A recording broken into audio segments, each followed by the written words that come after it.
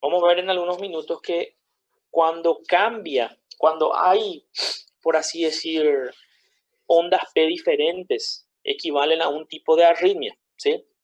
También dijimos que las ondas P siempre tienen que ser seguidas de un complejo QRS y que la frecuencia normal es de 60 a 100 latidos por minuto, que marca el ritmo del nódulo sinusal. Estuvimos dándole ya una definición a lo que son las arritmias, ¿verdad? Las arritmias cardíacas son alteraciones en la formación del impulso, en la conducción o en ambas propiedades a la vez, ¿sí? O sea que en resumidas cuentas, el problema puede estar en la formación, ahí donde en el nódulo sinusal o alrededor del nódulo, puede ser en las fibras que llevan el impulso nervioso o puede ser en las dos cosas al mismo tiempo.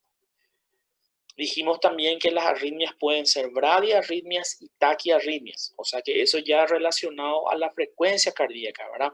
Superando los 100 latidos por minuto ya sería una taquiarritmia, y si es menos de 60 es una bradiarritmia.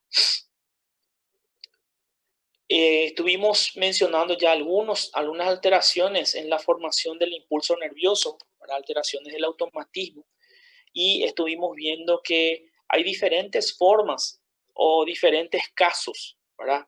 En los cuales incluso en algunas de las arritmias, eh, algunas partes del sistema excitoconductor o bien algunas partes de la aurícula, principalmente ahí cerca de la unión auriculoventricular, podían activarse, ¿sí?, anormalmente y formar un foco ectópico, ¿sí? Células que nunca se autoexcitaban pueden iniciar esa autoexcitación, ¿verdad? Y tratar de promover impulsos nerviosos a una velocidad o a una frecuencia mayor que el nódulo sinusal. Entonces, si eso ocurre, entonces ese foco utópico es el que va a tener el control o ser el marcapasos del corazón, ¿verdad? También vimos que en algunas veces el nódulo sinusal, si el nódulo sinusal empieza a trabajar menos de lo que debe y tanto el nódulo auriculoventricular o las fibras de Purkinje eh, consiguen autoexcitarse y formar impulsos nerviosos a una frecuencia mayor que el nódulo sinusal, entonces tenemos lo que se llama el ritmo de escape, ¿verdad? También estuvimos hablando de las alteraciones de conducción, eh, mencionando aquellas áreas de que dentro del corazón hay áreas donde el impulso nervioso viaja, pero cuando llega en esas áreas el impulso nervioso disminuye su velocidad, ¿verdad? Y también disminuye el voltaje. Y dijimos que esas áreas de conducción decremental son especialmente susceptibles a ciertos fármacos, alteraciones electrolíticas, al café, ¿verdad? A ciertas sustancias que pueden influir sobre el ritmo del corazón. También estuvimos hablando de algunos haces anómalos como el haz de Kent y el haz de James, ¿sí?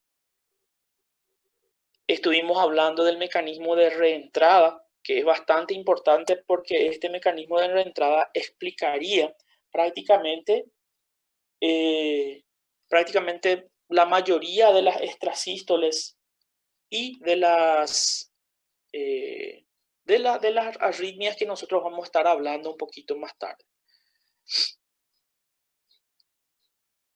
También hablamos y estuvimos mencionando por qué son peligrosas las arritmias, ¿se acuerdan?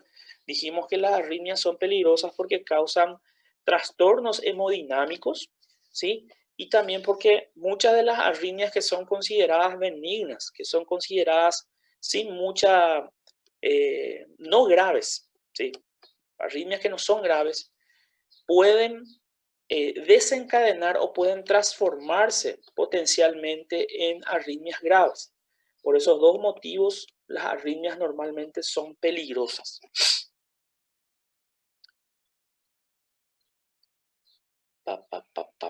Estuvimos hablando también de las manifestaciones clínicas ya, ¿verdad? Estuvimos hablando ya de la palpitación. Não, prof, faltava começar as Não, manifestações. prof. Acá empezamos. Vale. Paramos aí. Okay, aquí paramos. Entonces, y aquí entonces recomenzamos. Entonces, ¿cuáles son las manifestaciones clínicas? Ustedes nosotros ya mencionamos la vez pasada, ¿verdad? Que ¿cuál es la consecuencia, por ejemplo, de una taquiarritmia o una bradiarritmia, ¿verdad? Lo más resaltante es que va a disminuir el gasto cardíaco, ¿sí? Ustedes saben que cuando una arritmia ocurre y el corazón empieza a trabajar, es una taquiarritmia y trabaja mucho más rápido de lo normal, ¿cuál era el problema? El problema es en la diástole, que el corazón no va a conseguir cargarse correctamente si es que trabaja demasiado rápido, ¿verdad? Entonces, si no se carga correctamente, no puede haber un gasto cardíaco suficiente para alimentar los tejidos o para alimentar principalmente el cerebro, ¿sí? Y una de las cosas que nosotros vamos a percibir o podemos ver en las taquiarritmias principalmente son las alteraciones de la conciencia, mareos, incluso desmayos, ¿sí? En ocasiones una arritmia es un hallazgo fortuito en un paciente asintomático, ¿verdad? Por ejemplo, un paciente que nunca tuvo ningún problema, que no siente nada, se va a su clínico y hace un chequeo, hace un electro y aparecen extrasístoles. O sea que cada tanto aparece un latido que no tenía que estar ahí, ¿sí? Un latido anticipado que está ahí y el paciente no siente nada, ¿sí? Entonces, muchos de los pacientes que nosotros que vamos a ver, quizá muchos de ellos van a ser asintomáticos, ¿sí? Aunque puede ocurrir también con la fibrilación auricular e incluso con la taquicardia ventricular de que estas sean asintomáticas. Vamos a ver ahora qué son las dos, esta fibrilación y la taquicardia ventricular. En general, ¿cómo se manifiestan? ¿Sí? Se manifiestan por palpitaciones, ¿verdad? Síncope, que es desmayo, y también puede ser una insuficiencia cardíaca o una angina, ¿sí? Acuérdense, chicos, cuando el corazón no consigue realizar su trabajo, el trabajo que tiene el corazón es ser una bomba, ¿sí? Una bomba que bombea sangre. Si el corazón no consigue realizar esa tarea, entonces está en insuficiencia cardíaca. Entonces, cuando el corazón está trabajando demasiado rápido, no se consigue cargar, entonces no se consigue también descargar. Entonces está en un cuadro de insuficiencia cardíaca. Los síncopes justamente serían por mala oxigenación del cerebro, o sea que el paciente se siente mareado, incluso se puede desmayar, tener un síncope, ¿sí? Y el dolor de pecho, la angina. ¿Por qué ustedes creen que va a doler el pecho? Porque cuando el corazón está trabajando demasiado rápido, ¿verdad? ¿Qué es lo que sucede? No hay tiempo para cargarse, ¿verdad? Y si no se carga, si no se produce una diástole correcta, tampoco las coronarias van a poder cargarse correctamente con sangre. Acuérdense que las coronarias se cargan y nutren el músculo cardíaco en diástole. Si la diástole no ocurre correctamente, las coronarias tampoco se cargan correctamente, entonces va a faltar sangre en el músculo cardíaco y puede hacer doler. Más todavía en aquellas personas que ya tienen algún tipo de angina. Y también lo que se conoce como palpitaciones, ¿verdad? Palpitaciones que no es lo mismo que taquicardia, ¿tá? Vamos a explicar eso un poquito más tarde. Entonces, el estado del miocardio y la repercusión hemodinámica de la arritmia son los factores que determinan la síntomas. Que los síntomas van a aparecer, ¿sí? Van a aparecer principalmente y en base a cómo está el corazón o cómo estuvo el corazón cuando ocurrió la arritmia, ¿sí? Si es un corazón normal y es una arritmia, es una extrasístole, por ejemplo, que aparece cada tanto, un latido extra, entonces no va a haber mucho problema. Pero si es una taquicardia sinusal, por ejemplo, que vamos a ver enseguida, ¿verdad? Que donde el corazón aumenta mucho la frecuencia cardíaca, entonces, y si el corazón ya tenía algún problema anterior, entonces los síntomas sí o sí van a aparecer. Las manifestaciones clínicas pueden ser variadas, ¿sí? Entonces, las molestias y la ansiedad que la arritmia puede provocar también son variables de un paciente a paciente. Hay pacientes que soportan bastante bien una taquicardia sinusal. Dicen, ay, no, tengo una mariposa en mi pecho, ¿verdad? No le hace caso, ¿qué me pasa? Y hay otras personas que tienen esa misma taquicardia y dicen, ay, parece que me voy a morir, ¿verdad? O sea que la percepción es diferente de persona a persona. Y hay algunas que son un poquito más, por así decir, sensibles. ¿Y qué quiere decir palpitación? ¿Sí? Porque como le estaba diciendo recién, taquicardia no es lo mismo que palpitación. La palpitación es la sensación desagradable del latido cardíaco que puede notarse en el precordio, en el cuello o en el epigastrio. O sea que cuando el paciente siente que el corazón está trabajando más rápido o con más fuerza, es la percepción del trabajo cardíaco en el paciente, que el paciente su corazón trabaja más fuerte de lo normal o más rápido. Te dice el paciente, parece que mi corazón va a salir por mi boca, dice, ¿verdad? Porque está trabajando demasiado rápido. O te dice, parece que mi corazón va a explotar acá en mi pecho, porque siente que está trabajando mucho más rápido. Entonces, con el término de palpitación, los pacientes describen a un latido intenso, aunque a veces puede ser normal, en frecuencia y ritmo, ¿sí? Corresponde al aumento del volumen expulsado en cada sístole, como en los pacientes con una circulación hipercinética o en la insuficiencia aórtica. En la mayoría de los casos, las palpitaciones traducen alteraciones tanto de frecuencia como de ritmo. Pero acuérdense, palpitación no es lo mismo que taquicardia. La taquicardia es el aumento de la frecuencia cardíaca, ¿sí?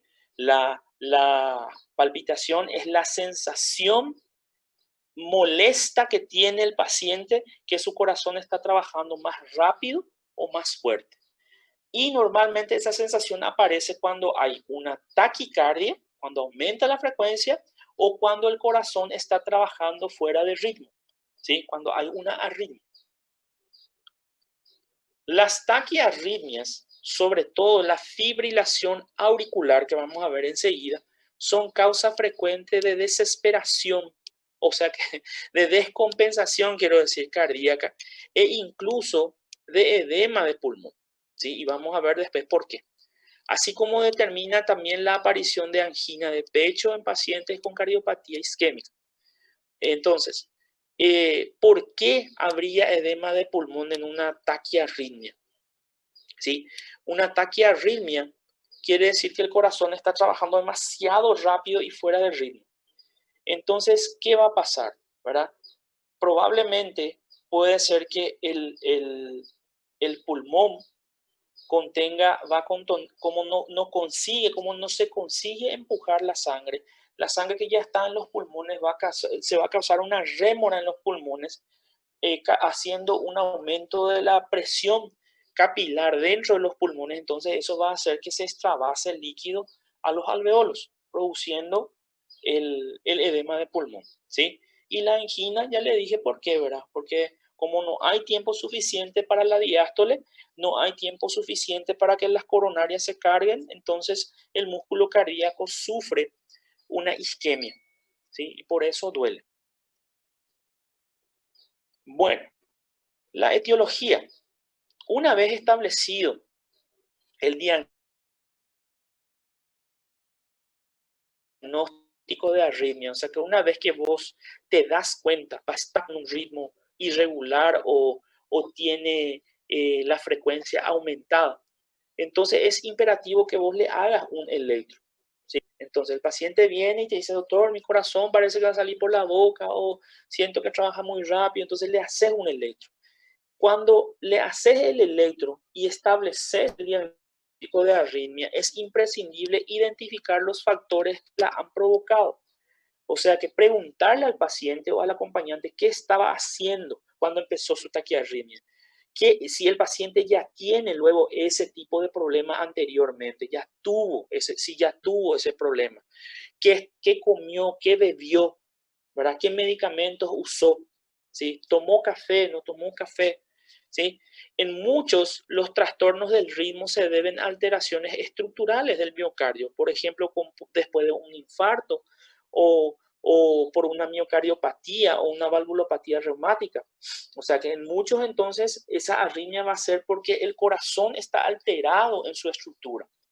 Otras veces las arritmias reflejan el efecto sobre el corazón de alteraciones sistémicas, como por ejemplo un problema de hipertiroidismo, por ejemplo, con la utilización de anestésicos, por reflejos vagales, trastornos electrolíticos, ¿verdad? Como la hipopotasemia, el efecto del café, el efecto del alcohol, del tabaco y la acción de fármacos como la digital, ¿sí? Inotrópico positivo. Entonces, una vez que ya ya hiciste el electro, ya sabes que está con arritmia, ya le preguntaste al paciente todas las características previas, o sea, que qué estaba haciendo, qué tomó, etcétera. Entonces, ¿qué actitud tenés que tener entonces con el paciente, verdad? Sí o sí, luego, primero, identificar, o sea, que hacer el electro, después tenemos que identificar los factores causales y entonces tenés que valorar el peligro. ¿Qué quiere decir valorar el peligro? Identificar qué tipo de arritmia es. ¿Sí? ¿Qué tipo de arritmia? ¿Sí? Porque al saber qué tipo de arritmia, vos ya sabés que tenés que trabajar o quitarle de esa situación rápidamente, ¿verdad? O si tenés un poquito más de tiempo, ¿sí? Si vos sabés qué tipo de arritmia es, podés decidir la urgencia o no de quitarle de esa situación, ¿sí? La anamnesis y la exploración física son esenciales y nunca debe instaurarse un tratamiento sin considerar al paciente en un conjunto. O sea que hacerle toda la evaluación y preguntándole todo lo que se pueda, quitar toda la información y hacerle una anamnesis y un examen físico rápidamente para saber y para ver el estado en que está el paciente, el estado general del paciente, ¿sí? Los síntomas, la presión arterial, signos de insuficiencia cardíaca o colapso circulatorio determinan la urgencia y la naturaleza del tratamiento, ¿sí? Por ejemplo, un paciente que ya está inconsciente, desmayado, ¿verdad? O con una presión demasiado alta, signos de insuficiencia cardíaca, o ves que él está teniendo un colapso circulatorio, un shock. Entonces eso quiere decir que tenés que tratar de hacer alguna cosa en los próximos 2, 3, 4, 5 minutos máximo. Tenés que estar haciendo ya algo. ¿Por qué? Porque probablemente si no haces algo tu paciente va a morir. El dato más importante para el diagnóstico por electro es de una arritmia, constituye entonces la morfología de la onda P y su relación con el complejo QRS. O sea que siempre tener en cuenta, son todas las P's iguales. La P se sigue de un complejo QRS. Hay una P primero y después un complejo QRS o no, ¿verdad? El primer paso entonces es identificar la onda P en el trazado y ver si son todas iguales. Para ello se necesita el registro por lo menos de D2 para determinar si el origen es sinusal o no sinusal, ¿sí? Así como la frecuencia y la regularidad también es importante conocer. Luego se analiza el intervalo PR considerando si cada onda P va seguida de un complejo QRS. Sí o sí, una onda P tiene que ser seguida de un complejo QRS. El tercer paso es valorar la configuración y la duración del complejo QRS, si no es demasiado ancho, ¿verdad? O si no es demasiado alto. Por último, se analizan los latidos anormales que pueden encontrarse, como ser, por ejemplo, las extrasístoles, ¿verdad? Latidos anticipados, latidos aberrantes, y las pausas que es de esos latidos.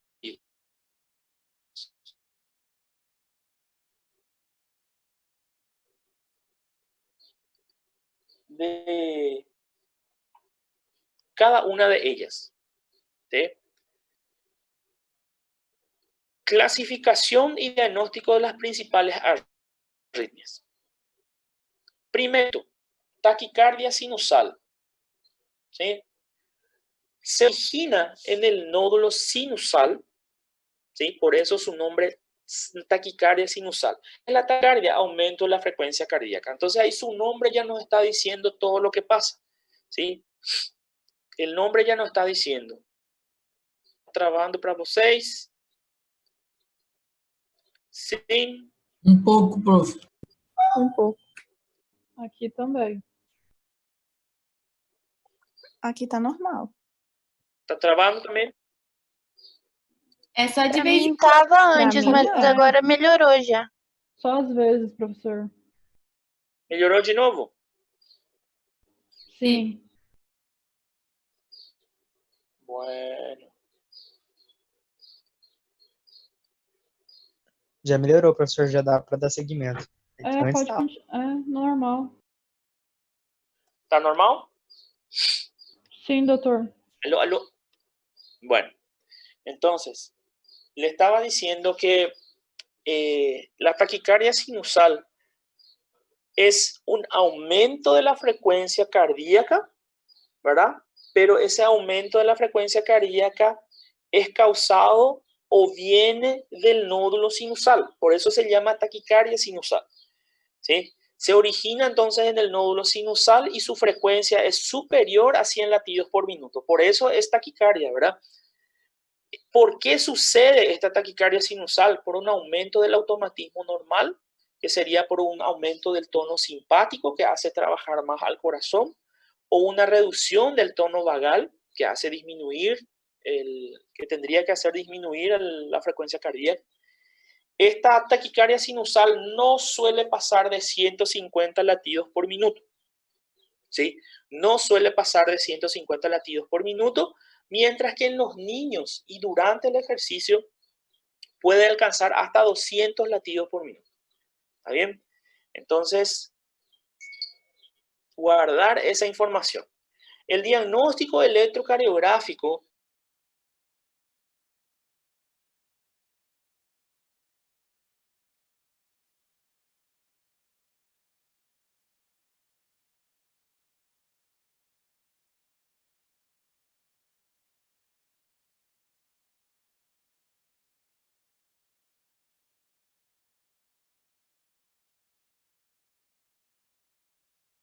nosotros ya tenemos la información de que es sinusal. ¿Está bien? El masaje carotídeo puede enlentecer de manera paulatina y transitoria la frecuencia cardíaca, regresando a su valor normal al interrumpir la maniobra. O sea que aquel masaje que ustedes vieron el año pasado en fisiología, ¿verdad? Que se tiene que hacer en el cuello. Entonces, ese masaje estimulando la carótida, eso enviaría impulsos nerviosos para activar al sistema nervioso parasimpático, al vago, para que el vago pueda ir disminuyendo la frecuencia. Solo que cuando vos terminas, vos quitas la mano del cuello de tu masaje, entonces nuevamente la frecuencia va a empezar a subir.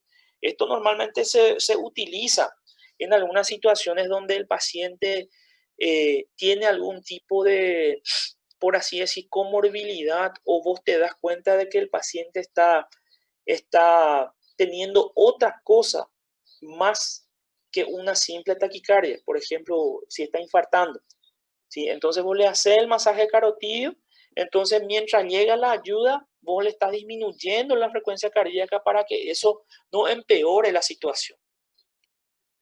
¿Cuál es la etiología de la taquicardia sinusal? No hay una causa aparente, ¿sí? Y en individuos sanos, ¿sí? Puede ser una taquicardia fisiológica.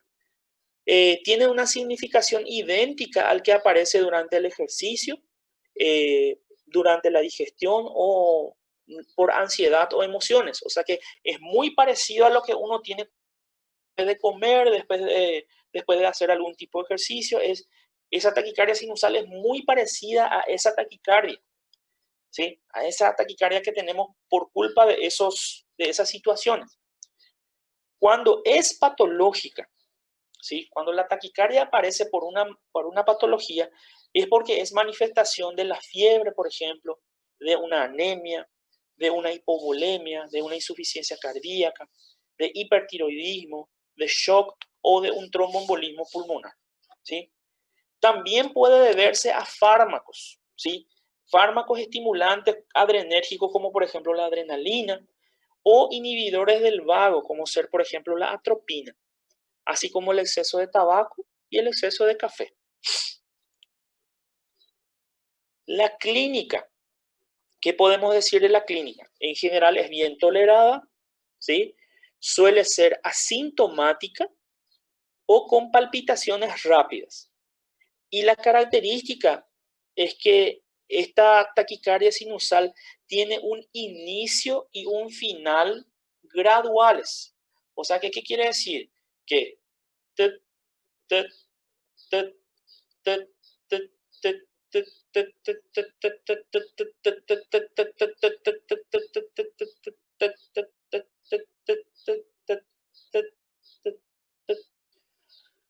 se inicia lentamente, ¿verdad?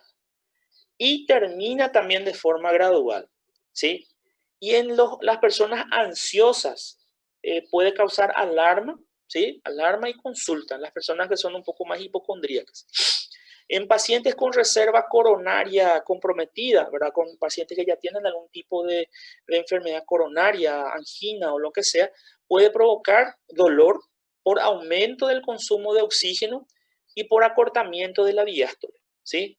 Y por eso este tipo de taquicardia es lo más benigno que hay, ¿sí? Lo que menos teóricamente tendría que crear problemas. Pero ¿qué pasa? Si ocurre en una persona que está infartando, si ocurre por culpa de un infarto, entonces esto va a empeorar muchísimo el estado de ese paciente infartado. ¿Y se acuerdan cuáles eran las complicaciones que mataban a los pacientes infartados en las primeras 2 horas? Las complicaciones eléctricas. ¿Y cuáles eran las complicaciones eléctricas? Las arritmias, ¿sí? El tratamiento. Empezar luego de una investigación exhaustiva de su etiología con el fin de corregir el desencadenante, ¿verdad? El tratamiento farmacológico normalmente se reserva para los pacientes con síntomas, en especial, por ejemplo, con dolor de pecho, con angina, o si se identifica, por ejemplo, que es un infarto. Si no es así, no se trata de forma farmacológica, ¿sí? Si la causa es, por ejemplo, tomó mucho café, entonces dale mucho líquido, agua para eliminar los estimulantes, la metilxantina que tiene y orientarle a que ya no tome tanto café como estaba tomando. ¿Me entienden? Y aquí vemos entonces el electro. Miren un poco. Acá vamos primero a identificar. ¿Quién me puede decir si este electro es sinusal o es no sinusal? Para ver se ele é sinusal, tem que olhar a onda P, né? Sí. ¿Hay onda P? Tem onda P. Hay.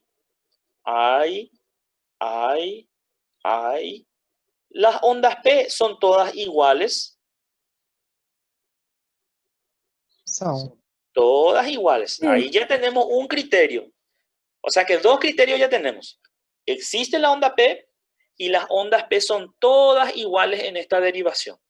Hay otro criterio importante que es fácil también identificar rápidamente. ¿Que hay un complejo QRS después de esta onda P?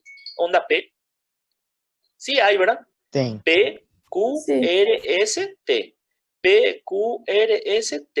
P, Q, R, S, T. Toditos tienen un complejo QRS después de una onda T. Entonces podemos decir que esto es sinusal, ¿sí? Está viniendo del nódulo sinusal. Y para ver la frecuencia, ¿sí? Para ver la frecuencia, ¿cuánto de frecuencia tiene este? ¿Quién me puede decir? Vamos a utilizar un poco este complejo QRS que está sobre esta línea oscura. ¿Sí? Este va a ser entonces nuestro cero. ¿Está? Entonces, el inicio o cero. Entonces, la siguiente línea oscura está vacía. Entonces no es 300 latidos por minuto. ¿Sí? La siguiente está vacía, entonces no es 300. La siguiente también está vacía. Entonces no es 150. La siguiente también está vacía. El latido está entre este y este. Está entre 100 y 150. Está en el medio. Entonces yo puedo decir que es 125 latidos por minuto. ¿Entienden por qué, chicos? Sí. Sí, profe. ¿Están entendiendo, verdad? ¿Sí? Este es mi cero, mi inicial. 300 no es, 150 no es y 100 no es también. ¿Por qué? Porque está entre 100 y 150. Está más o menos 125. 120 a 130 si ponen también, si dicen, no está mal. ¿Sí? Acá lo mismo. En este que vemos acá abajo lo mismo. Miren un poco. ¿Sí? PQRST, PQRST. Tengo P, las T son todas iguales. Y también tengo un complejo QRS después de cada onda P, ¿verdad? Entonces es sinusal. Y vamos a ver un poco cuánto es la frecuencia. Vamos a usar esta línea oscura acá. Acá hay una línea oscura. Entonces, 0, 300 no es porque está vacío. 150 no es porque está vacío. 100 no es también porque está vacío. Está entre 100 y 150, pero está más hacia 150. Entre 130, 140, por ahí es el latido de esta, es la frecuencia de este electro. ¿Está bien? ¿Se entiende? Sí, profe. Sí, profe. Ustedes se dan cuenta acá, por ejemplo, en este electro, ven que acá los espacios que están acá son menores que estos últimos. Sí. ¿Se dan cuenta? ¿Se dan cuenta? Acá parece que igual, acá un poquito más grande ya el espacio, acá un poquito más grande, acá ya es más grande y acá ya es más grande. Entonces acá vamos a ver un poco de este a este, vamos a ver un poco cuánto tiene de frecuencia. ¿Sí? 0, 300, 150, 100, un poquito menos que 100, 90 más o menos, ¿verdad? Y ahí ustedes me dicen, doctor, pero ese es un electro de una taquicardia sinusal. ¿Y por qué, por qué ahí es normal? Porque acuérdense, la taquicardia sinusal empieza, ¿verdad? De forma paulatina. Va aumentando la frecuencia para ser rápida, ¿verdad? Así, rápido, y después empieza otra vez a bajar. Probablemente este electro fue hecho al final de la crisis de esa taquicardia sinusal. ¿Me están entendiendo? Ahí cuando la persona ya estaba volviendo otra vez, cuando su ritmo estaba volviendo otra vez a ser normal. Acá por eso nosotros vemos un ritmo de aproximadamente 130, ¿verdad? 130 y acá vemos ya que es de 90. Acá ya prácticamente ya está normal. ¿Me entienden? Sim, profe. Dale. Ô, profe, tem Sim. uma coisa que eu não entendo dessa linha. Eu não sei qual linha que eu tô olhando. Eu tô olhando para D1, D2, AVF. O No que eu tô importa. olhando aí? Teóricamente siempre tiene que ser de 1, de 2, ¿sí? De 1, de 2 lo que vos tenés. Si tenés un electro completo, vos tenés que mirar de 1, de 2, ¿sí? De 1, de 2 es el que siempre tenés que mirar para ver estas características, ¿tá? Se supone que todo esto que yo le estoy mostrando es de 1 o es de 2. ¿Está bien? Ok, obrigado. Dale. Bueno. la siguiente arritmia que vamos a tener, la taquicardia sinusal paroxística. ¿Sí? ¿Qué es la taquicardia sinusal paroxística? Ven cómo acá cambió el nombre, pero solamente esto nomás lo que fue acrecentado, ¿verdad? Es una taquicardia que se origina también en el nódulo sinusal, pero es paroxística. ¿Qué quiere decir paroxismos? Que aparece y desaparece, ¿sí? Y eso justamente es la característica que marca respecto a la taquicardia sinusal común, por así decir. Que esta taquicardia sinusal paroxística, ella aparece y desaparece bruscamente. No es que va aumentando despacito y después disminuyendo. No, él está trabajando. Tit, tit, tit, de repente, tit, tit, tit, tit, tit, tit, tit, tit, tit, y de repente, tit, tit, tit, normal otra vez. ¿Me entienden? Entonces, las crisis son recortadas. La frecuencia es menor que la taquicardia sinusal convencional, es de 100 a 120. ¿Sí? La taquicardia sinusal es hasta 150, ¿se acuerdan? De comienzo súbito y con una frecuencia inferior a la taquicardia sinusal habitual. ¿Cuál es la etiología de esta taquicardia sinusal paroxística? Reentrada, ¿sí? Reentrada en la región sinoauricular en pacientes con cardiopatías como la enfermedad del nódulo sinusal, por ejemplo. ¿Cómo se hace el diagnóstico? ¿Sí? En el electro se basa en la observación de un ritmo rápido, de comienzo súbito, escasa duración, con ondas P sinusales, ¿sí? O sea que es lo mismo que el anterior, solamente que se inicia de forma súbita, la frecuencia es de hasta 120 y termina también de forma súbita. Esa es la diferencia, ¿tá? Después tenemos lo que se llaman extrasístoles, ¿sí? Extrasístoles supraventriculares. Son latidos anticipados de origen ectópico. O sea, ¿qué quiere decir eso?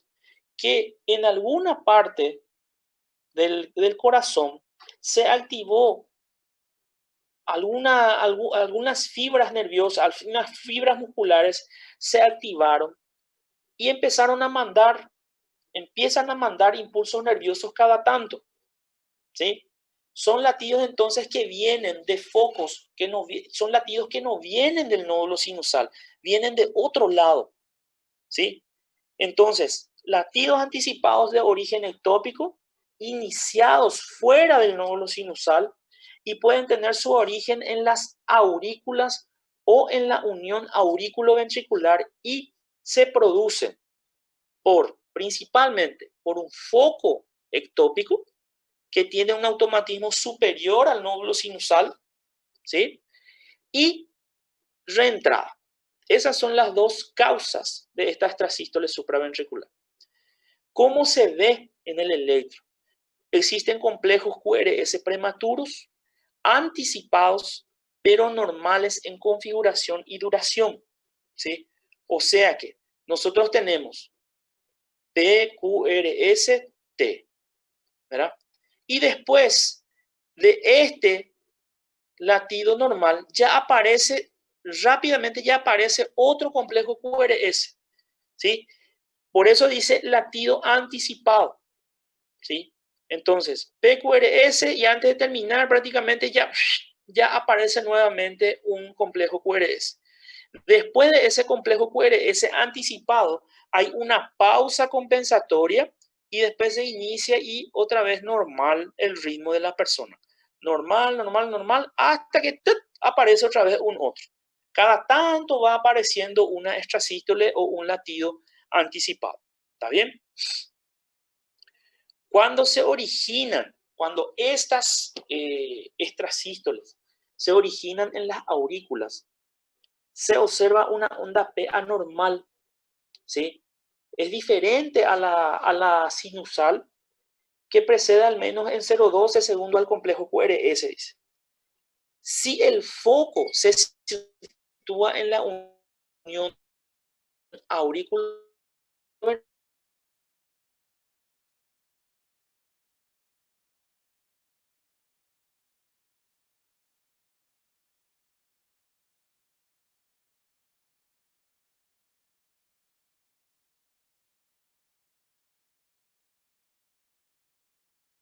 Sim, travou. Coco sinusal. Entonces, ¿qué pasó? Prof, travou um pouco, você pode voltar? Sí. ¿Ya mejoró? Sim, parou nesse slide mesmo. Sim, prof. Un ratito voy a mirar un poco si no puedo conectar al otro Wi-Fi. Pero está bien el internet acá. ¿Será que es el problema del Zoom luego?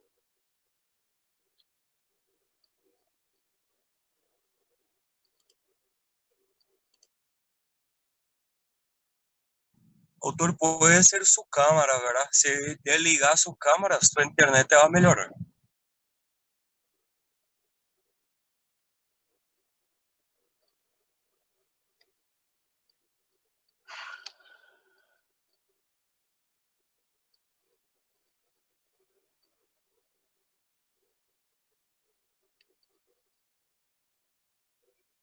Hola, hola. ¿Ahí? Sim, Sim, prof. prof.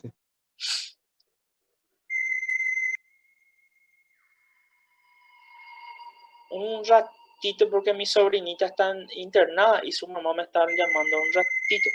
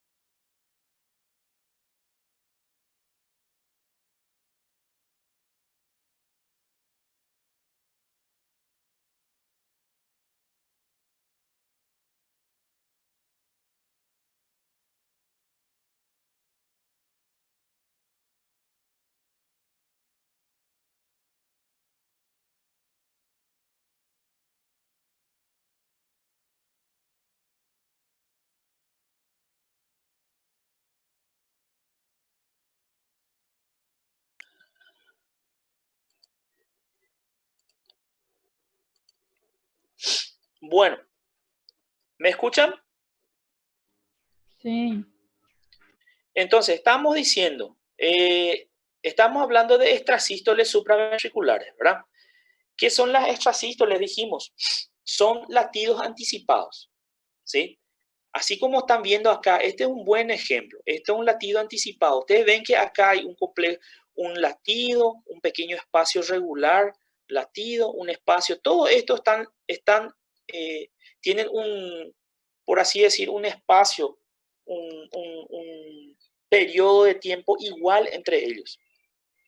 Pero este no, este terminó y enseguida ya hay un complejo QRS que le sigue. Esa es una extrasístole, ¿sí?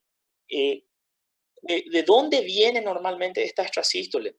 Vienen normalmente de focos ectópicos, ¿sí? De lugares diferentes al nódulo sinusal, ¿sí?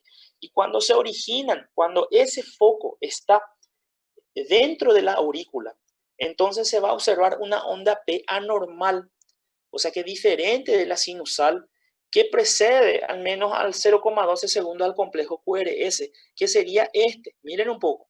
Acá hay un latido normal, PQRST, PQRST, PQRST, y acá ya hay una onda P chiquitita, diferente de las otras, y un latido anticipado. Y después hay una pausa compensadora, ¿sí? Y después comienza otra vez todito normal otra vez, ¿sí? Entonces, eso es cuando ocurre o cuando la extrasístole se está originando de un foco ectópico que está en la aurícula, ¿sí? Si el foco se sitúa ahí, cerca de la unión auriculoventricular, la onda P tendrá una polaridad opuesta a la sinusal y será negativa en D2 y ABR, así como estamos viendo acá. ¿Ven? PQRST, PQRST y enseguida ya aparece un latido anticipado, hay una onda P negativa, ¿sí? El complejo QRST y después hay una pausa compensadora para iniciar otra vez todo para ser normal nuevamente, ¿sí? Acá otra vez vemos sí que hay una onda P negativa otra vez, ¿sí? O sea que estos ya son así unas extrasístoles frecuentes, ¿sí? ¿Me están entendiendo, chicos? Sí, profe. Sim, prof. Sim, o áudio tá bom. Ok. Entonces, existen también algunas extrasístoles que también vienen de las aurículas, ¿verdad? Cuando las extrasístoles auriculares son muy precoces, el estímulo eléctrico puede alcanzar el nódulo auriculoventricular durante su periodo refractario. De esta forma, el impulso eléctrico quedará bloqueado y el electro mostrará una onda P normal y anticipada sin complejo QRS. O sea que esas serían extrasístoles bloqueadas. O sea que dicho en otras palabras, ustedes saben que nódulo sinusal está mandando, el foco ectópico también está mandando, ¿verdad? Entonces, algunas veces el impulso nervioso que manda el foco ectópico justo le agarra al nódulo auriculoventricular en su periodo refractario, en el momento en que no puede ser activado. Entonces, ese impulso nervioso extra que está viniendo de la aurícula choca ahí en ese nódulo auriculoventricular, pero no pasa al ventrículo. Entonces, como no pasa al ventrículo, entonces el ventrículo no es activado.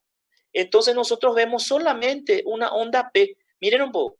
PQRST, PQRST, PQRST, PQRST. Y ahí ya aparece un anticipado, una P anticipada, pero no tiene complejo QRS. ¿Qué pasó? El nódulo ectópico, el foco ectópico, mandó el impulso nervioso, corrió por la aurícula, activó a la aurícula, pero chocó en el nódulo auriculoventricular y no pasó el nódulo auriculoventricular. Entonces es una extrasístole bloqueada. Acá al lado hay otro, ¿sí? Otro impulso intentó otra vez. Acá hay otros, son 3. Y después hay una pausa compensatoria y después recién empieza otra vez a haber un latido sinusal. ¿Entienden, chicos? Sí, profe. Ok. Las extrasístoles, estas extrasístoles, pueden aparecer de forma aislada, ¿sí? Uno cada tanto puede aparecer, ¿sí? Sin ningún patrón. Aparece uno hoy, después en 2 semanas aparece otra vez, después o en un día aparece otra vez y el paciente ni se da cuenta. Otras veces, estas extrasístoles pueden alternar, ¿sí? Un latido sinusal y una extrasístole. O sea que tipo así, normal, extrasístole, normal, extrasístole, normal, extrasístole. Entonces, en ese caso, tenemos lo que se llama un bigeminismo, ¿sí? Cuando hay un latido normal y una extrasístole, un latido normal y una extrasístole, tenemos un bigeminismo. La sucesión de 2 latidos sinusales, normal, normal, extrasístole, normal, normal, extrasístole, normal, normal, extrasístole. Eso se llama trigeminismo, ¿sí? Y la sucesión de 2 extrasístoles consecutivas, ¿sí? 2 extrasístoles consecutivas. O sea que una extrasístole, después enseguida otra extrasístole, ¿verdad? Entonces, una sucesión de 2 extrasístoles consecutivas se conoce como salva, ¿sí? Sería normal, normal, extrasístole, extrasístole, normal, normal, normal, extrasístole, extrasístole. Esa es una salva. Y a partir de 3 ya se conoce como una taquicardia. En ese caso, una taquicardia supraventricular. Sería normal, normal, normal, extrasístole, extrasístole, extrasístole, extrasístole, normal, normal, normal, extrasístole, extrasístole, extrasístole, ¿verdad? 3 o más ya corresponden a una taquicardia supraventricular. ¿Está bien? Bigeminismo, trigeminismo, salva taquicardia supraventricular. ¿Está bien? Bueno, ¿cuál es la etiología? ¿Cuál es la etiología de estas extrasístoles? Ocurren con mucha frecuencia en personas sanas, pero aquellas personas que abusan del tabaco, del alcohol, del café, que tienen problemas de ansiedad.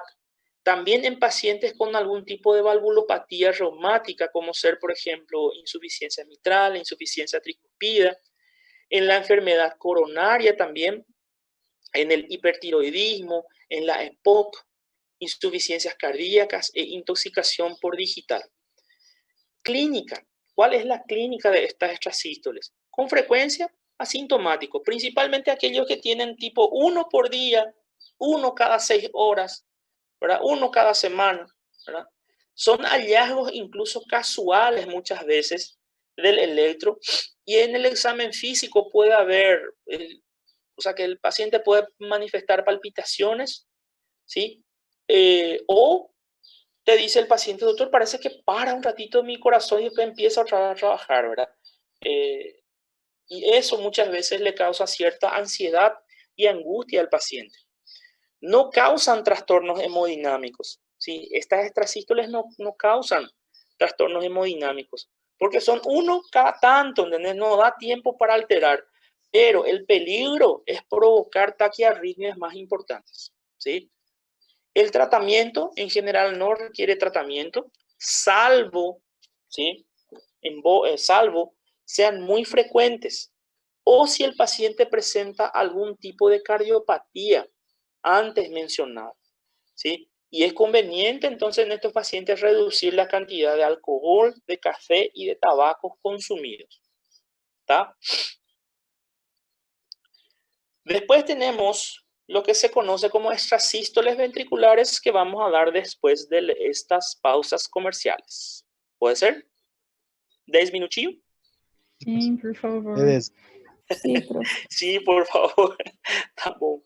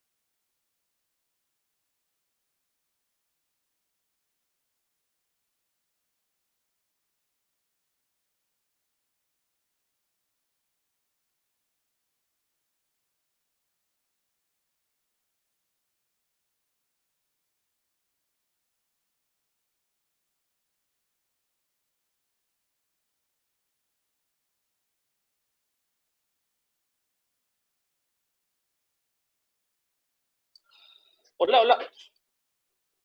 Hola, profe. Continuamos.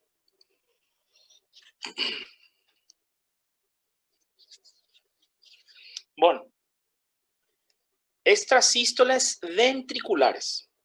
¿Sí? ¿Qué son las extrasístoles ventriculares? Es la arritmia más común. ¿Sí? Está presente en sanos como en personas que tienen cardiopatías y se produce por un mecanismo de reentrada principalmente y con menor frecuencia también por focos ectópicos, pero más es por reentrada. En el electro, ¿qué es lo que se ve en estas extrasístoles ventriculares? Aparecen complejos QRS anticipados y de configuración anormal, ¿sí? Con una duración de aproximadamente, o sea que más de 0,11 segundos. La repolarización ventricular también es anormal y el segmento ST se opone, ¿sí? Se opone al complejo QRS. Más o menos como que la onda, el complejo QRS está para arriba, ¿sí? Y el segmento ST va para abajo, ¿sí? Así. ¿Ven? PQRST, espacio. PQRST, espacio. ¿Sí? Así sucesivamente. Acá tenemos una onda P normal, QRST. Y acá cuando va a empezar antes, al terminar este latido, ya aparece una onda, un complejo QRS. Y ese complejo QRS es totalmente anormal. ¿Sí? Es mucho más ancho, ¿sí? Dura más que 0,11 segundos, es mucho más alto, ¿sí? Más grande, y el complejo, el segmento ST se opone, o sea que va todito para abajo, ¿sí? Así de esta forma. Esta sería la extrasístole ventricular. En general, las extrasístoles ventriculares no alcanzan las aurículas y no interfieren en el ritmo sinusal. O sea, la activación auricular es normal y se produce al mismo tiempo que la ventricular, quedando la onda P enmascarada por el complejo QRS por eso. Por eso aparece solamente el complejo QRS, no hay una onda P. Las extrasístoles ventriculares también están seguidas de una pausa compensadora, así como vemos acá, ¿sí? Cada una extrasístole y un espacio y después recién empieza otra vez a ser normal. La etiología, con frecuencia en individuos sanos, ¿verdad? Persistiendo durante años, favorecidas por alcohol, por tabaco, por café, son frecuentes durante la anestesia, por ejemplo, hipoxia e hipocalcemia. A veces puede aparecer durante el ejercicio y pueden obedecer a cualquier patología cardíaca. ¿Y qué presentación clínica da estas extrasístoles ventriculares? Pueden cursar de forma asintomática. ¿Por qué? Porque como ven ahí aparece uno cada tanto, ¿sí? Entonces no hay tanta sintomatología.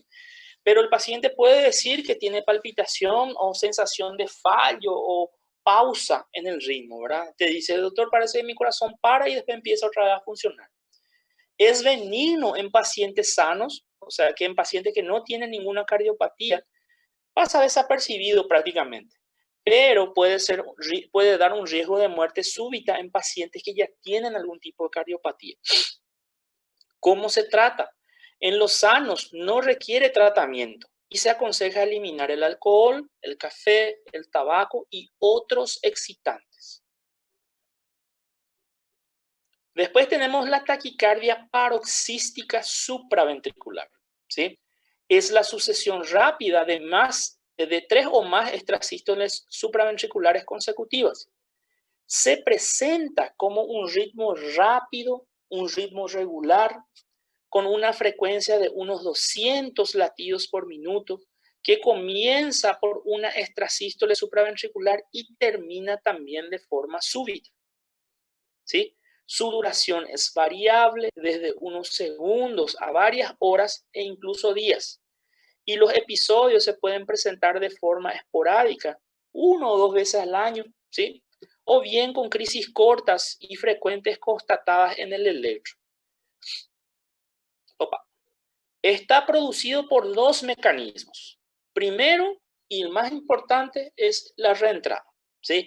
Y ustedes se dan cuenta que acá es extremadamente rápida esta arritmia, ¿sí? Por eso se llama taquicardia paroxística supraventricular. 200 latidos por minuto aproximadamente, ¿sí? Ocurre por reentrada principalmente en un 95% y por aumento del automatismo también.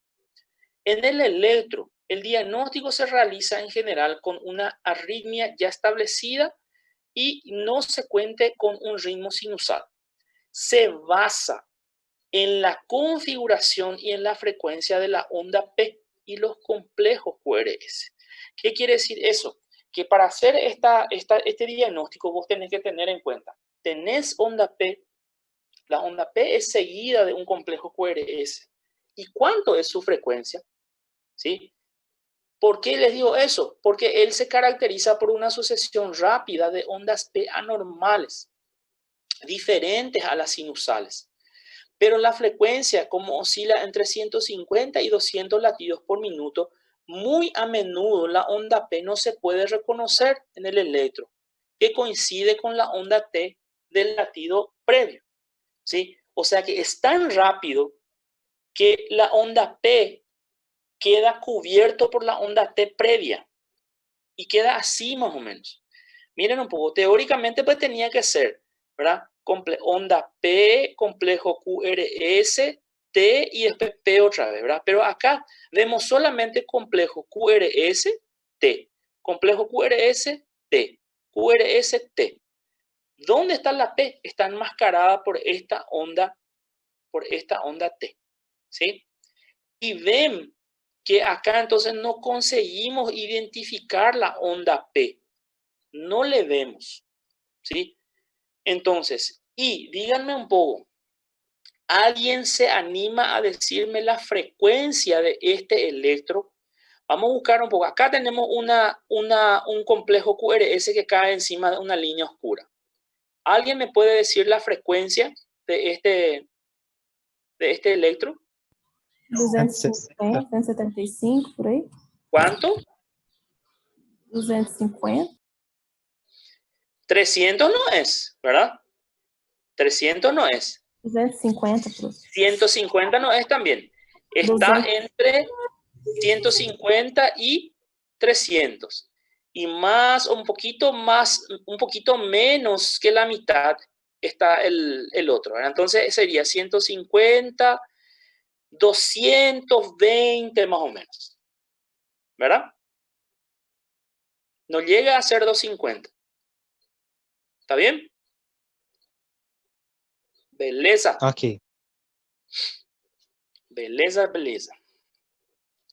Entonces, ¿cuál es la etiología de esta taquicardia, verdad? Con frecuencia en individuos sin cardiopatía, en especial las producidas por reentrada en la unión auriculoventricular, ¿sí? También en pacientes con cardiopatía reumática, isquémica, hipertensiva, en la tirotoxicosis. La presentación clínica es una arritmia común y una urgencia frecuente.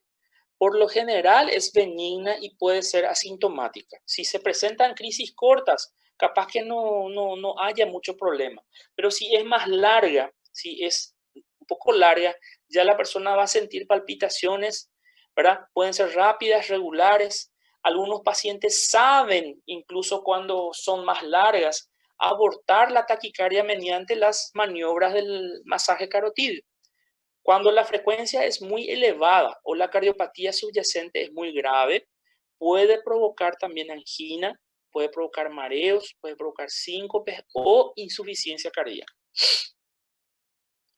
Después tenemos lo que se llama la taquicardia auricular multifocal, llamada también ritmo auricular caótico. Es poco frecuente, ¿sí? Se presenta en pacientes con edad avanzada y también con EPOC. La presencia de un ritmo auricular a una frecuencia de 100 a 130 latidos por minuto y ondas P con al menos 3 morfologías diferentes. ¿Se acuerdan que cuando nosotros dijimos que va a ser sinusal cuando la onda P existe? y cuando la onda P son todas iguales. Acá tenemos una taquicardia, una taquiarritmia, ¿verdad? Que es caracterizada porque sus ondas P son todas diferentes. Por lo menos 3 ondas P seguidas tienen que ser diferentes, ¿sí? La conducción auriculoventricular suele ser normal y la mayoría de los impulsos alcanzan los ventrículos de forma que la insuficiencia cardíaca aceptable y no se ven alteraciones hemodinámicas. Tiende a progresar a la fibrilación auricular. Ese es el problema. Por lo que el tratamiento se basa en evitar las complicaciones hacia taquiarritmias más graves. Y acá vemos la configuración. Miren un poco, chicos. Acá hay una onda P que parece un pequeño mamilo, ¿verdad? Después, el siguiente parece, qué sé yo, una montaña recortada. Después hay una montañita más grande. Después hay una montañita un poco más chica. Después hay algo que es un poquito más redondeado. ¿Ven cómo son toditas diferentes? ¿Sí? Por lo menos 3 diferentes tienen que haber en una misma derivación. ¿Está? Ok. Después tenemos lo que se llama flúter o aleteo auricular, ¿sí? Es bastante característico y ustedes nunca se van a olvidar de eso. Es una de las más frecuentes y a menudo evoluciona hacia una fibrilación auricular, ¿sí? Pero puede ser crónica o presentarse en episodios aislados, de breve duración y sin una causa aparente.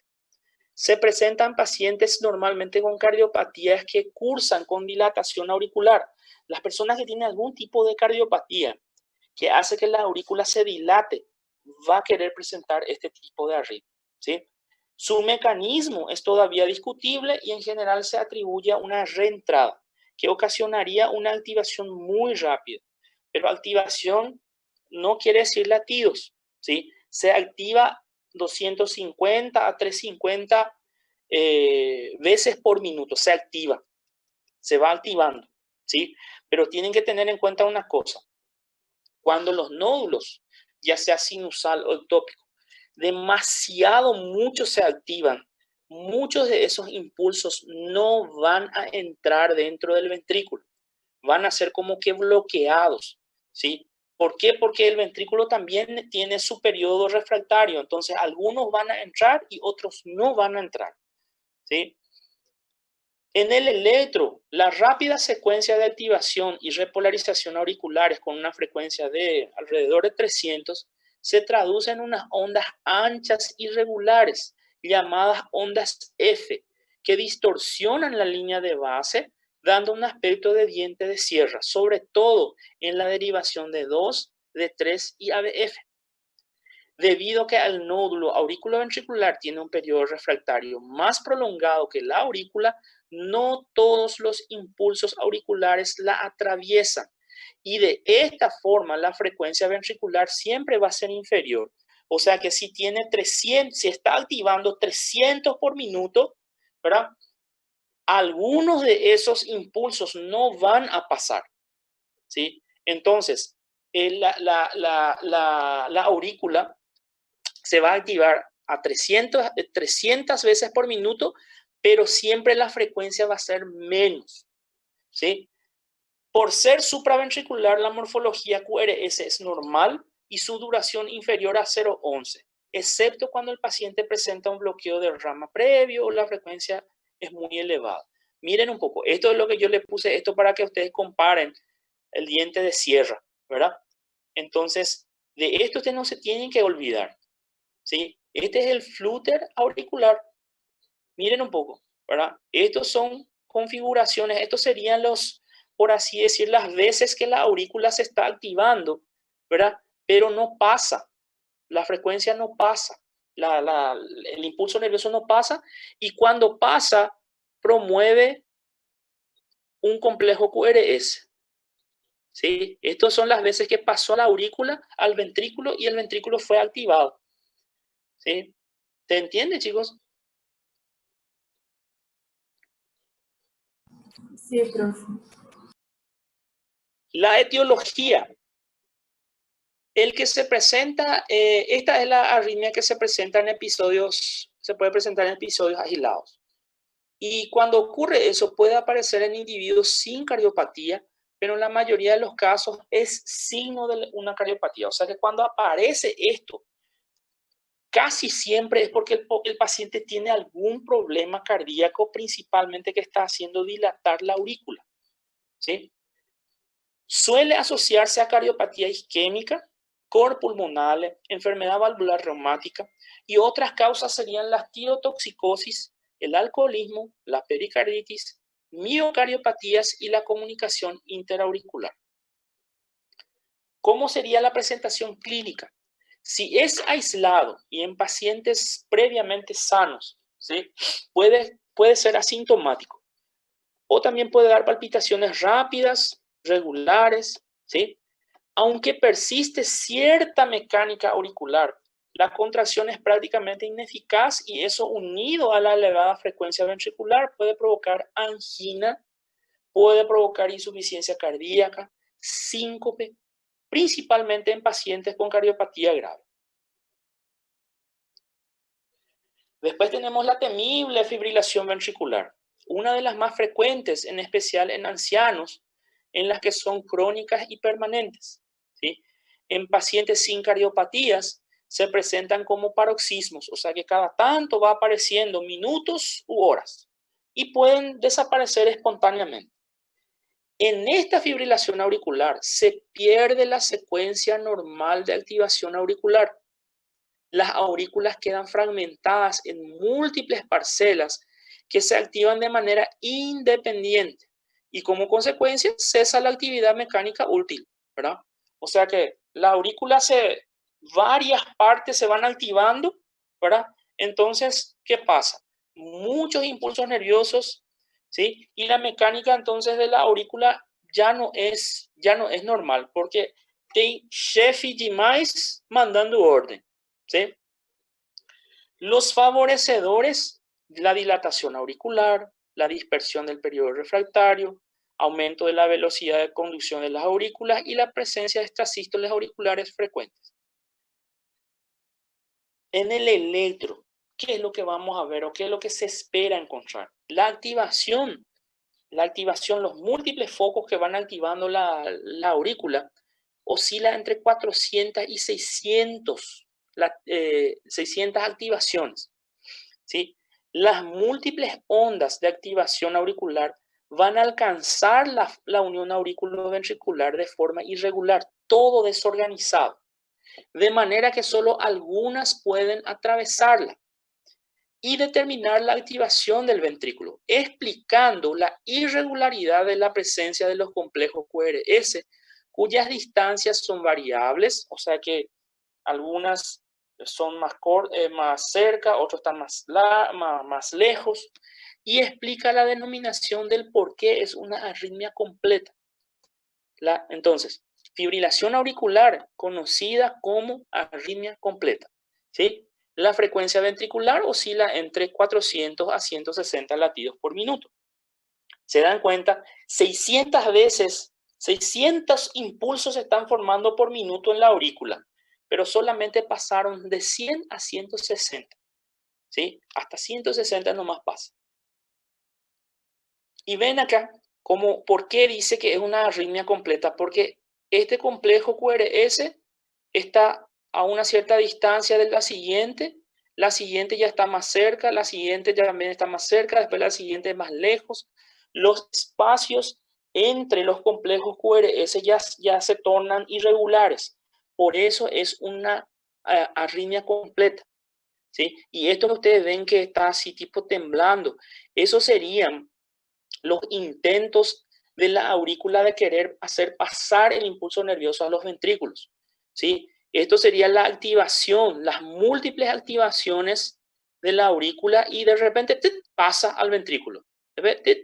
Pasa al ventrículo. No pasa al ventrículo. Solamente que es tan desorganizado que el ritmo del ventrículo se transforma en un ritmo bien irregular.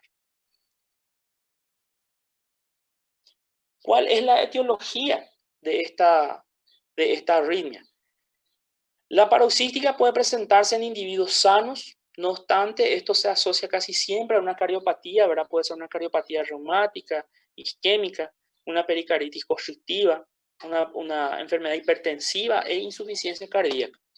También es frecuente en el cor pulmonale, comunicación interauricular y el prolapso de la válvula mitral. La fibrilación auricular suele ser la primera manifestación de un hipertiroidismo también. La presentación clínica, el cese de la actividad mecánica auricular dificulta el llenado ventricular, ¿sí? Reduce el gasto cardíaco. Puede desencadenar también un edema agudo de pulmón en pacientes que ya tienen una estenosis aórtica o una miocardiopatía hipertrófica. Y tener en cuenta que esta arritmia puede causar angina, puede causar dolor de pecho, puede causar mareos y puede causar síncopes, porque es prácticamente que está súper irregular la contracción del ventrículo. La tromboembolia también es una complicación frecuente de esta arritmia. La taquicardia ventricular, ¿sí? Es la sucesión de 3 o más extrasístoles ventriculares consecutivas. ¿Se acuerdan que hace rato vimos las extrasístoles ventriculares, verdad? La frecuencia del ritmo ventricular es de aproximadamente 100 a 250 latidos por minuto y en general entre 150 a 200 más o menos. Su producción se asocia a un foco ectópico y a la reentrada. ¿Qué se va a ver en el electro? En el electro se ve una asociación de complejos QRS anchos. ¿Se acuerdan que la extrasístole ventricular era un complejo QRS grande y el segmento de ST estaba hacia abajo, ¿verdad? Era grande y hacia abajo así, ¿verdad? Era bien aberrante. Entonces, imagínense un poco ese, pero varios, muchos de estos. Entonces, las ondas T y el segmento ST se oponen al complejo QRS cuando la frecuencia de la taquicardia es muy elevada, superior a los 250 latidos por minuto. El electro va a adquirir una morfología sinusoidal en zigzag, ¿verdad? Y eso le da la denominación de flúter ventricular. Flúter auricular es diente de sierra. Flúter ventricular es zigzag. Miren un poco esto, ¿sí? Esto sería la primera parte del complejo QRS y el segmento de ST hacia abajo. Después, complejo QRS, ST hacia abajo. Y por eso queda esta forma en zigzag. Acá, por ejemplo, yo no encuentro un complejo QRS sobre una línea oscura. Pero podemos contar nomás los espacios. Vamos a contar un poco de acá hasta acá. 1, 2, 3, 4, 5 cuadritos. 5 cuadritos es de acá hasta acá. Entonces, si yo considero que este sería el 0, entonces este estaría sobre una línea oscura. La primera línea oscura. ¿Cuánto es entonces la frecuencia? 300. 300 latidos por minuto. Muy bien, Fabiola. 300 latidos por minuto. ¿Entienden? Imagina gente, la desesperación de esa persona. 300 latidos por minuto. ¿Sí?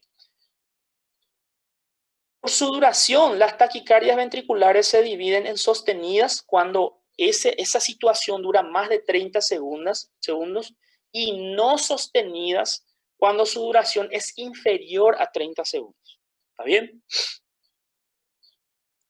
Acuérdense, flúter auricular, ¿imagen de qué es? ¿Diente? Uma serra. Diente de sierra. Flúter auricular es diente de sierra. Flúter ventricular, Ziggy. ¿Está bien? Flúter auricular es diente de sierra. Flúter ventricular es zigzag.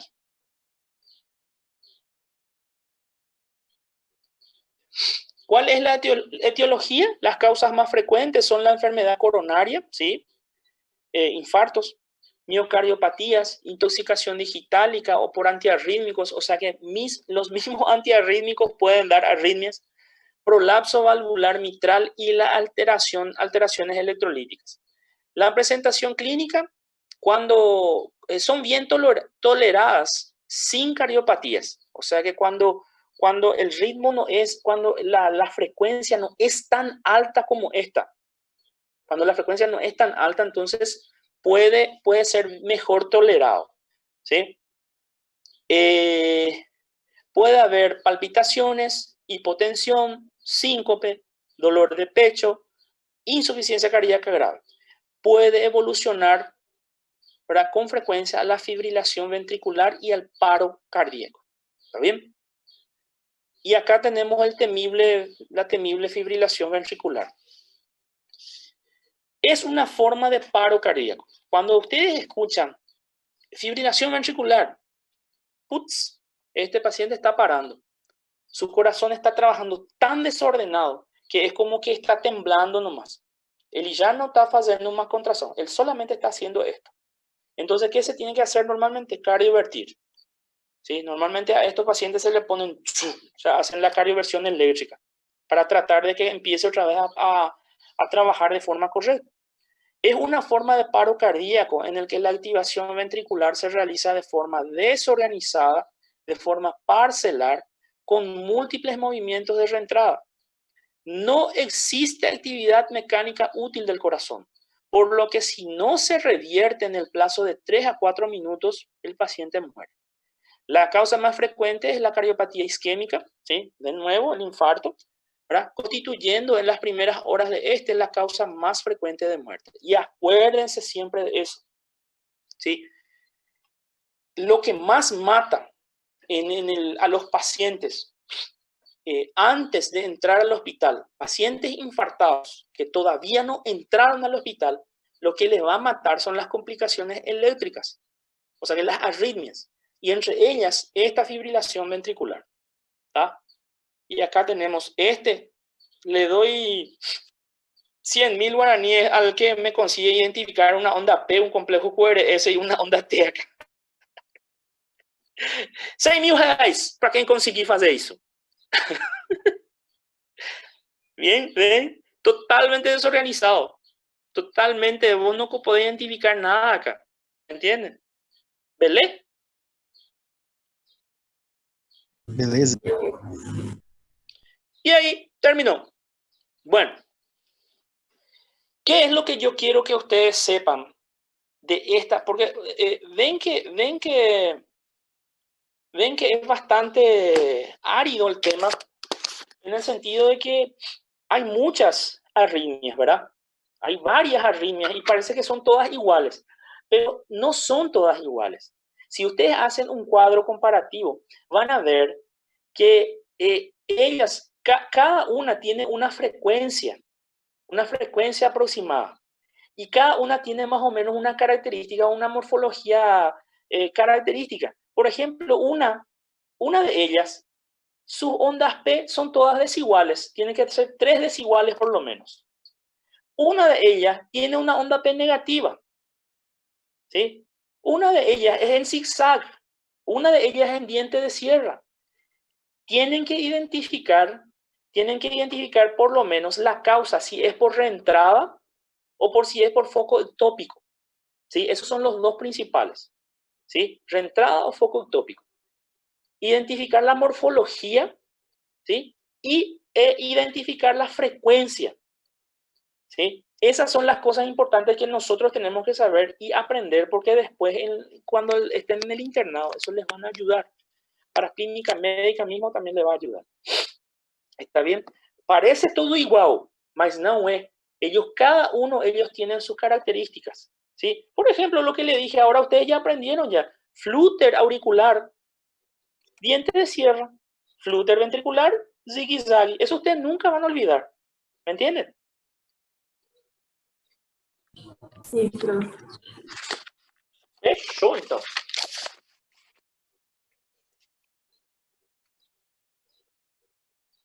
Ana Paula. Presente. Maria Pabli. Presente, prof. Flavia.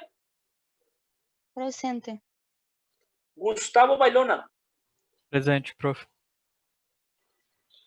Júlia Barbosa. Presente, prof. Adriana Eloína. Presente, doutor. Karen Cetara. Acá, prof. Cláudia de Almeida. Presente, prof. Bruna de Lima. Rafaela de Matos. Presente, prof. Arthur de Miranda. Presente. Leandra. Presente, prof. Cíntia dos Santos. Presente. Omar dos Santos. Presente, prof. Kênia. Presente, prof. Gabriel Farias. Acá, doutor. Adete Maria. Aqui, prof. João Lucas. Chegou atrasado, João Lucas. Sim. Não estava quando eu comecei. Gustavo López. Presente. Karen, sí te escuché. ¿Ok? Michelle. Presente, doutor. Julia Márquez. Acá, prof. Joana Lídia. Presente, prof. Natânia. Presente, prof. Bruna de Lima. Te marqué ya, Bruna. Sin problema. María Julia Rocha. Presente.